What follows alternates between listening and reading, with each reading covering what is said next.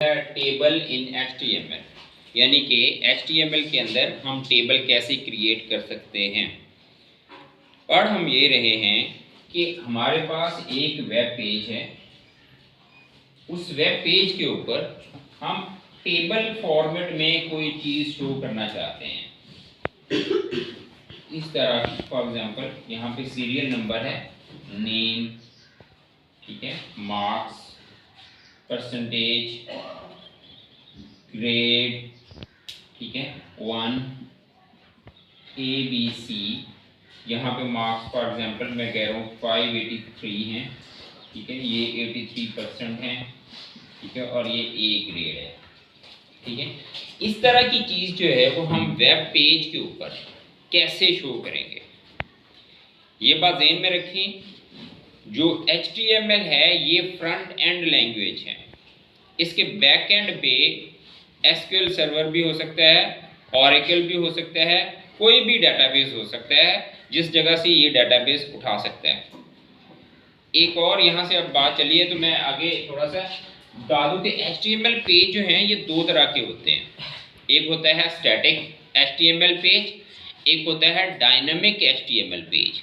Static HTML page के अंदर एक दफ़ा यूज़र ने इंफॉर्मेशन सेव कर दी तो वो सेव हो गई और वो शो होती रहेगी। ये ऐसे पेजेस जो हैं ये जस्ट एडवर्टाइजमेंट या पब्लिसिटी के लिए इस्तेमाल होते हैं। जिस बंदे ने पब्लिसिटी के लिए कोई पोस्ट करना हो वो पोस्ट कर दिया, एक दफ़ा वो शो हो गया और बस वो चलता रहता है ता वक्त के वो बंदा उस पोस्ट को चेंज ना करे। अब जो मैं बात कर रहा हूँ डायनेमिक वेबसाइट की, वो website at the spot change होती रहती है। फॉर एग्जांपल आप जो board of intermediate and secondary education की वेबसाइट है वहाँ पे रिजल्ट चेक करना चाह रहे हैं अपना, आप अपना रोल नंबर एंटर करेंगे, वेबसाइट क्या करेगी कि बैक एंड सर्वर पे जो डेटाबेस पड़ा हुआ है उसको क्यूरी सेंड करेगी कि इस रोल नंबर का रिजल्ट कार्ड मुझे दे। अब बैकएंड क्या करेगा, उस रोल नंबर का रिजल्ट कार्ड उठाएगा, उठाने के बाद वेब पेज को सेंड करेगा, वेब पेज को भेजेगा और वेब पेज क्या करेगा, उसको इस फॉर्मेट में ला के आपके सामने शो कर देगा। समझ आ रही बात की? ये है डायनामिक वेब पेज, ऐसा वेब पेज जिसके ऊपर इंफॉर्मेशन कंटिन्यूसली चेंज होती रही हो। ये इसकी एग्जांपल आप देख लें, स्टॉक एक्सचेंज। स्टॉक एक्सचेंज के अंदर हर लम्हे जो हैं वो शेयर्स कभी अप हो रहे होते हैं, कभी डाउन हो रहे होते हैं, कभी अप हो रहे होते हैं, कभी डाउन हो रहे होते हैं। और उसकी वेबसाइट को जब आपने खोला हुआ हो तो आपके सामने वो फिगर्स जो होते हैं वो चेंज होते हुए नज़र आ रहे होंगे। इसके अलावा अगर आप कोई लाइव मैच देख रहे हों जो कि आपके सामने स्क्रीन नज़र ना आ रही हो बल्कि सिर्फ स्कोर नज़र आ रहा हो, जैसे क्रिक इन्फो है, cricinfo.com ये वेबसाइट का नाम है।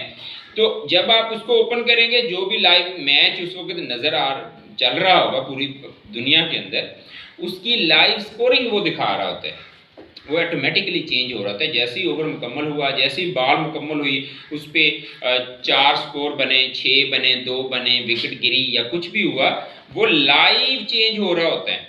ये डायनामिक वेबसाइट होती है। तो क्या बताया मैंने कि वेबसाइट दो तरह की होती है, एक स्टैटिक।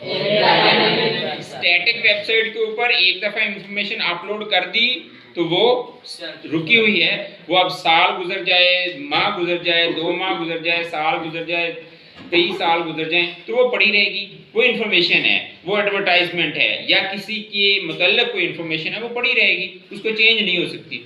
लेकिन डायनामिक जो वेबसाइट होती है उसके ऊपर इंफॉर्मेशन मुसलसल चेंज हो रही होती है।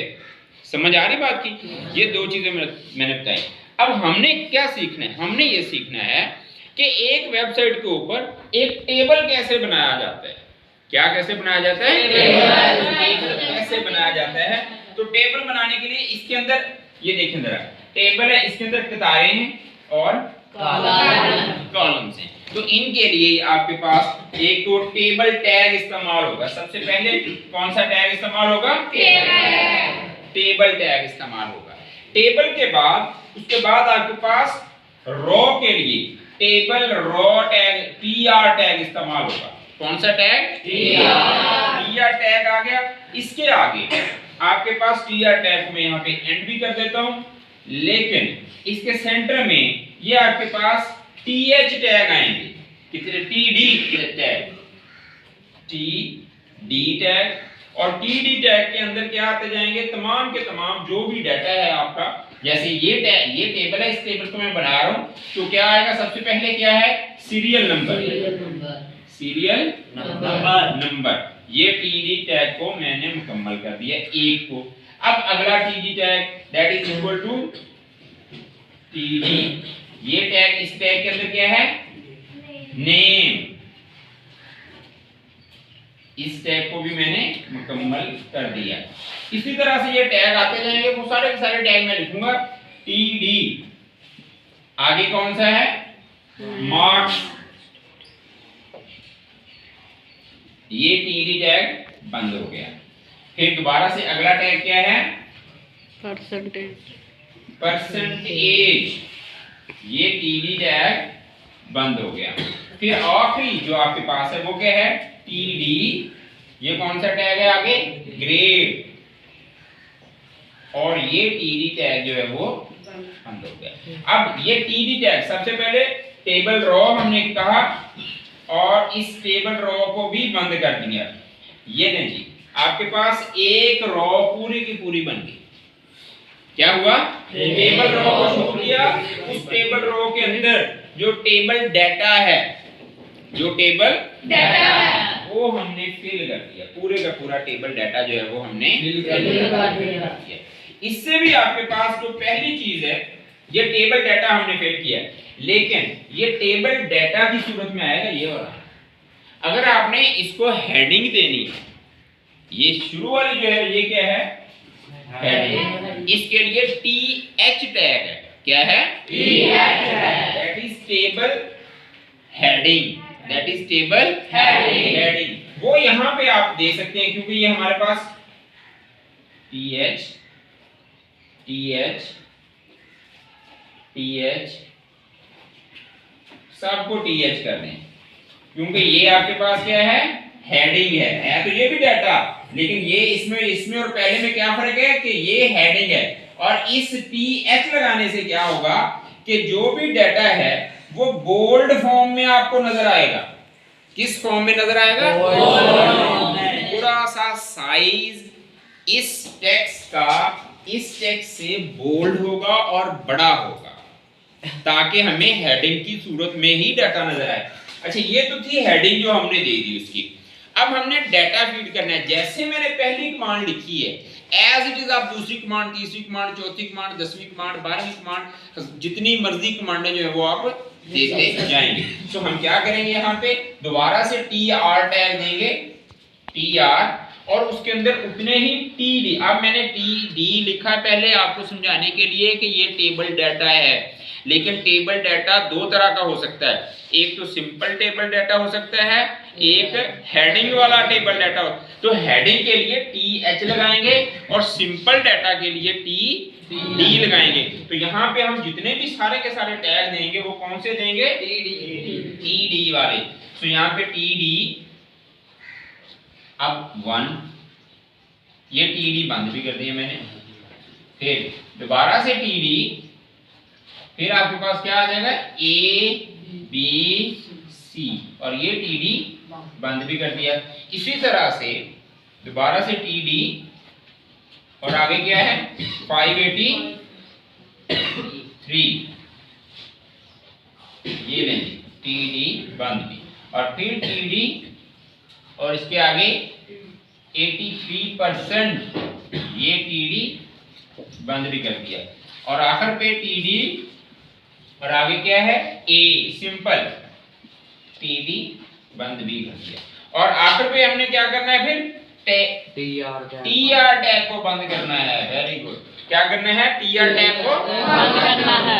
ये हमारे पास यहां से लेके यहां तक एक रो मुकम्मल हुई जो कि टेबल हेडिंग है, ठीक है। और फिर यहां से लेके यहां तक दूसरी रो मुकम्मल हुई, और आखिर पे कौन सा टैग बंद करेंगे? टेबल टैग, जो हमने टेबल टैग पहले से शुरू किया हुआ है उसको बंद करेंगे। इस तरह से आपके पास क्या हो जाएगा, एक टेबल तैयार हो जाएगा।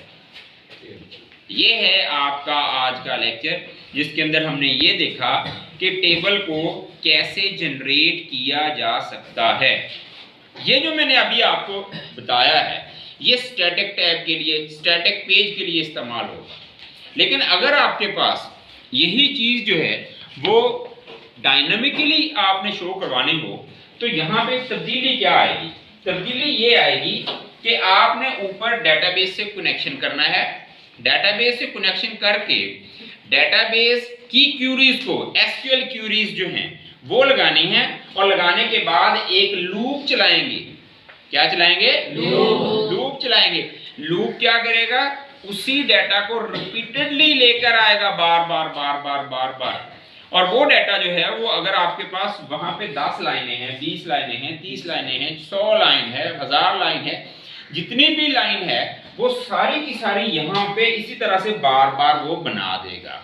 बार बार वो क्या करेगा, बना देगा। आपने कोडिंग तकरीबन यही होगी, थोड़ी बहुत तब्दीली के साथ जब हम वो करेंगे एसक्यूएल सर्वर का। चूंकि आपके सिलेबस के अंदर डाटा नहीं है, ये सिलेबस शामिल नहीं है, उस कंफ्यूजन में मैं आपको नहीं डाल रहा। सिंपल आपको ये बता रहा हूँ कि अगर आपने डायनामिक पेज बनाना है तो उसके अंदर ये तब्दीली आएगी। सबसे पहले डेटाबेस से कनेक्ट करेंगे, फिर आप अपने उस जो टेबल है उसको खोलें, वहां से डाटा को क्यूरी लगाएंगे। क्यूरी लगाने के बाद जब क्यूरी हल हो जाएगी, उस क्यूरी के साथ यहाँ पे लूप चला के डाटा को मुकम्मल तौर पर इस पेज के ऊपर शो करवा देंगे, और ये पेज जो है वो एज इट इज शो हो जाएगा। दूसरी चीज, अगर आपने टेबल के अंदर कोई मॉडिफिकेशन करनी है, टेबल के बॉर्डर को थोड़ा सा बोल्ड करना है, टेबल के जो रोज हैं उनको कलर देना है, इसके जो कॉलम्स हैं उनको कलर देना है, इनके जो इसके अंदर जो डाटा आ रहा है इसको कलर देना है, तो इसके लिए यहाँ पे मुख्तलिफ किस्म के जो एट्रीब्यूट्स होंगे, टेबल के एट्रीब्यूट, टेबल की प्रॉपर्टीज के इसके एट्रीब्यूट्स होते हैं जिनको हमें तब्दील करना है, वो हम आगे जाके देखेंगे। यही आज का आपका लेक्चर।